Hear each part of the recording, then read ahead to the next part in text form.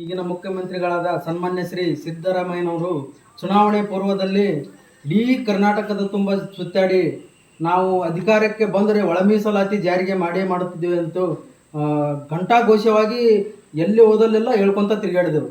ಅಧಿಕಾರಕ್ಕೆ ಬಂದು ಸುಮಾರು ಎರಡೂವರೆ ವರ್ಷ ಆದ್ರೂ ಅದರದ್ದು ಚಕಾರ ಶಬ್ದ ಸದ್ಯಕ್ಕೆ ತೆಗಲ್ರು. ಇಡೀ ಮಾದರಿಗೆ ಯಾರಾದರೂ ದ್ರೋಹ ಮಾಡಿದಂಥ ಮುಖ್ಯಮಂತ್ರಿ ಇದ್ರೆ ಸನ್ಮಾನ್ಯ ಶ್ರೀ ಸಿದ್ದರಾಮಯ್ಯನವರು ದ್ರೋಹ ಮಾಡ್ಯಾರ ಅಂತೇಳಿ ಘಂಟಾಘೋಷವಾಗಿ ಹೇಳಲು ಇಷ್ಟಪಡ್ತೇನೆ. ಏಕೆಂದರೆ ಇವರು ನಮ್ಮವರು ಶಾಸಕರು ಸಚಿವರು ಅದಾರ, ಅಲ್ಲಿ ಸಂಪುಟದಾಗ ಚರ್ಚೆ ಮಾಡುವ ಹೊತ್ನ್ಯಾಗ ಒಂದು ಮಾತು ಕೂಡ ಒಳ ಮೀಸಲಾತಿ ಜಾರಿಗೆ ಮಾಡ್ರಿ ಅಂತ ಹೇಳಲ್ಲ. ಯಾಕಂದ್ರೆ